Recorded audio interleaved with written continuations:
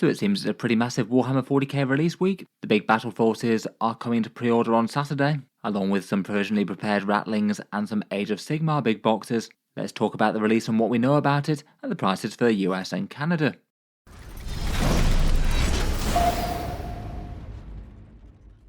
Hello and welcome back to Horseback's Tactics, where today we're talking 40k big boxes, and as seems likely after a slow pre-order week last week, this week is going to be the big one for the 40k Christmas Battleforces. These box sets often generate a fair amount of interest, given that they tend to have a fairly large amount of miniatures, including some bigger and exciting ones that you don't find in combat patrols, or at a discount compared with normal prices. I can't help but think that this year maybe feels a little bit different though, given that Games Workshop have been going mad with the Battleforces, with new ones coming out for every single codex. They're still definitely of interest to people though, there may be some more than others. In any case, they'll be going up for pre-order on Saturday the 16th of November. I'll get on to some exact times in just a second, and then full sale in stores on the 30th of November, so basically the day after Black Friday there. For the 40k Battleforces, we've got the Dark Angels and the Imperial Knights, and then the Tau Empire Necrons and the Sisters of Battle. The Dark Angels one looks like it's going to be the one in the most demand. Then we've got 4 Age of Sigmar Battleforces at the same price tag, and I'll mention them at the end. Plus we've got the Provisionally Prepared Rattlings miniature, the one with the 2 guys cooking up some sausages and pies and things, turning up a couple of weeks after the Red Gobbo one for this year. Pricing for the Battleforces seems to be $240 or 290 Canadian. I feel like that might be a little bit higher than some people were hoping for. Games Workshop tend to have 2 Battleforce prices, a higher one and a lower one, so it does look like it's the higher one out of the 2. And it's basically going to be roughly equivalent to the Veterans of the Long War box set, but plus the price increase, which I believe they updated to list at $240 after the price rise that they had back earlier in 2024. It still means slightly annoyingly that I'm still not sure of exact pricing in the rest of the world. I would guess for British pounds it'd probably be £140 or 145. I'd guess maybe 145 out of the 2.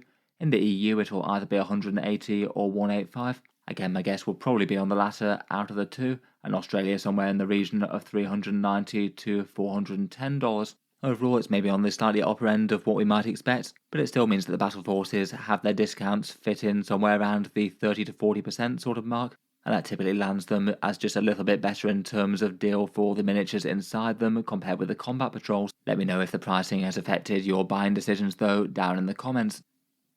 As ever with 40k new big plastic box sets, the best place to get them if you can is through local or online discount retailers, basically selling the same thing as Games Workshop's web store but for a certain percentage off. There's a bunch of links down in the video description that help to support the channel. Element Games for 15% off in the UK, and I do have a number of other UK affiliate stores, links next to that. Gap Games in Australia for 21% off, Fenris Workshop in Canada for 10%, Wargame Portal in the USA for 15%, and Tash and Geldeep in Germany and the EU for between 16 to 20% off.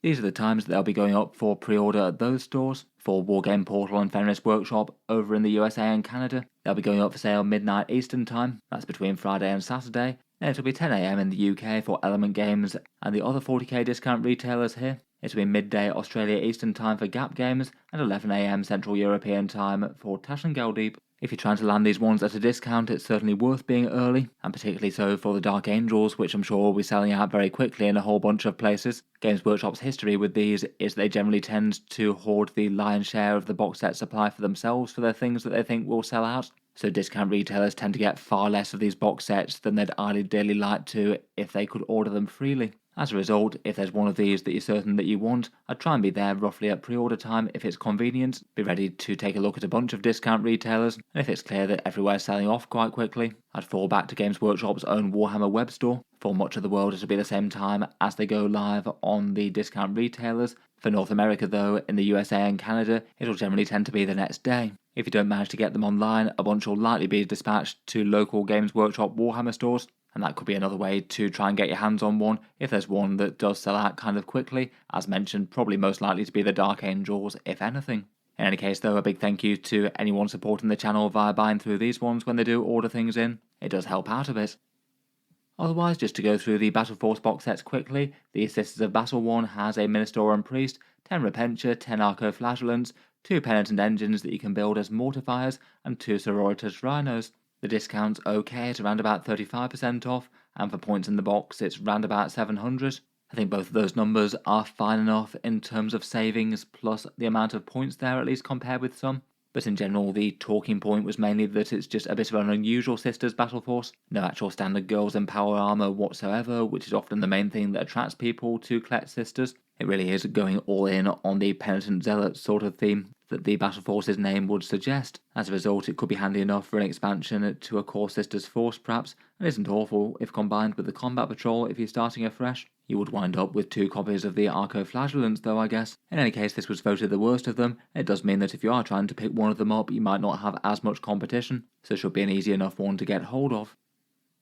Next up, we had the Necron one that had the centerpiece of the rather awesome looking Catan Shard of the Void Dragon. Then 2 sets of Lich Guard that you could also build as Triarch Praetorians, both pretty usable now that the Triarchs had a points drop. 10 Necron Warriors, 3 Scarab Swarms, and the new model of the Overlord with the Translocation Shroud phasing in and out of reality. The discount on this one is a little bit less at around about 33% off, and again it's around about 700 points in the box, not awful, but maybe not standard either.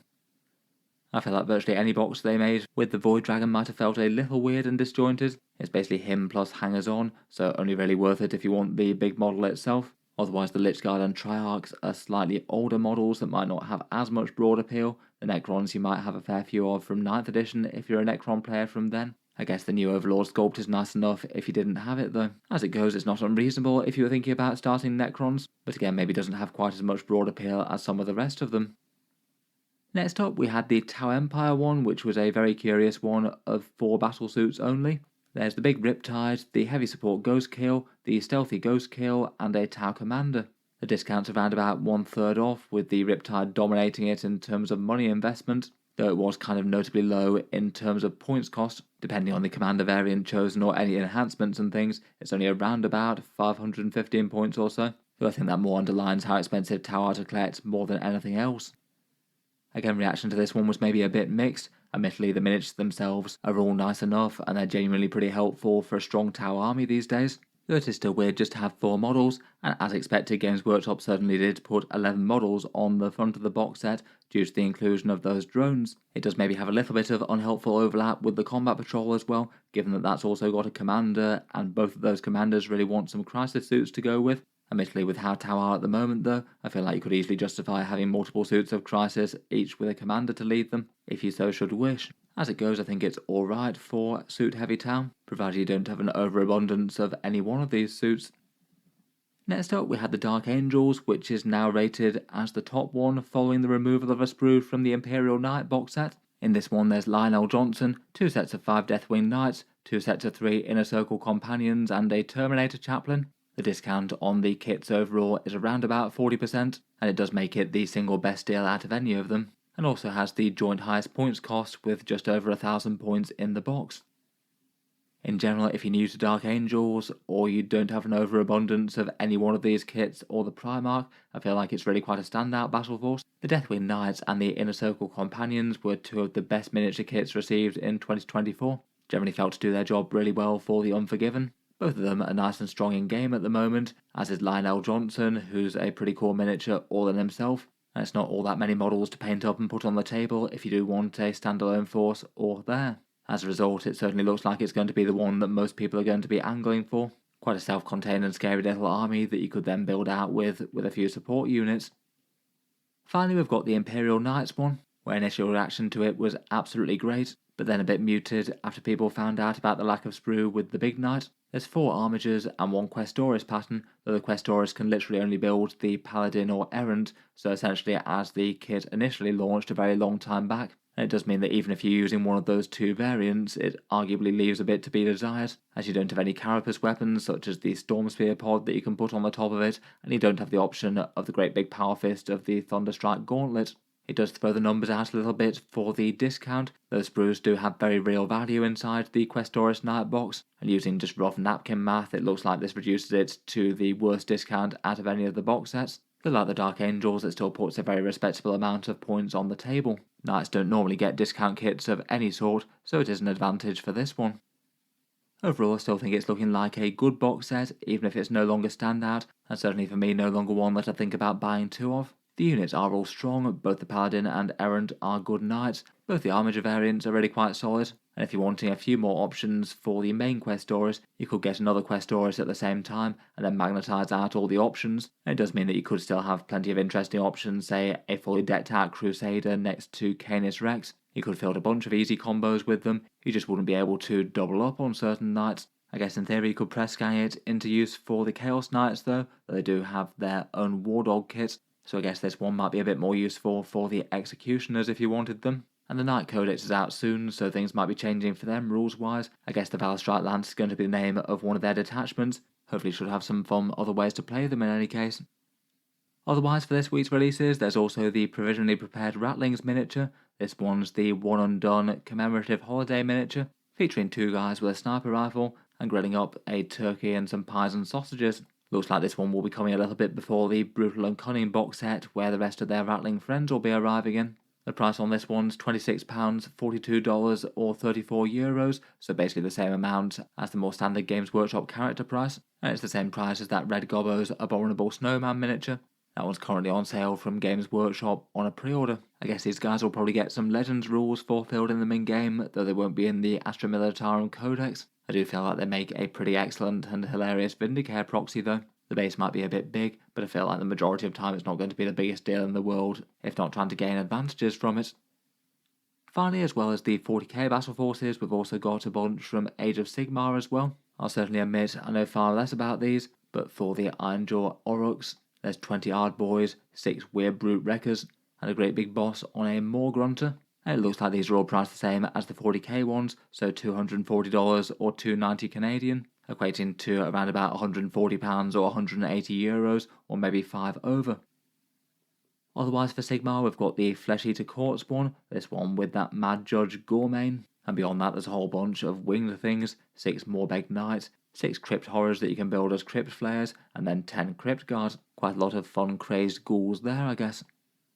Then for the Sisters of Sigmar we have the Founding Foray, these ones from the rather fun and recent range for the mortals of the setting. There's a Free Guild Marshal with Relic Envoy and Command Corps, 10 Free Guild Fusiliers, 5 Free Guild Cavaliers, a great big Ironwell Great Cannon, and a Fusel Major on Ogre Warhawk. Finally there's a bunch of Nurgle goodness with the Shudderblight Cyst for the Maggotkin of Nurgle, again $240. This one's got a Harbinger of Decay, 5 Putrid Blight Kings, 4 Posgoyle Blight Lords, and 10 Rotmire Crees. All good for spreading a bit of pestilence to the realms I'm sure.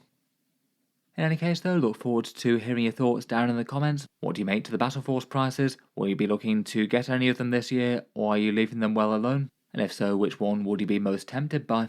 As mentioned, feel free to check out the discount retailers when they go live, all links down in the video description. Fingers crossed for Games Workshop being merciful on this one and giving a good amount to the discounters, so people can get them at a little bit of a cheaper price compared with their web store when the big in-demand boxes go live.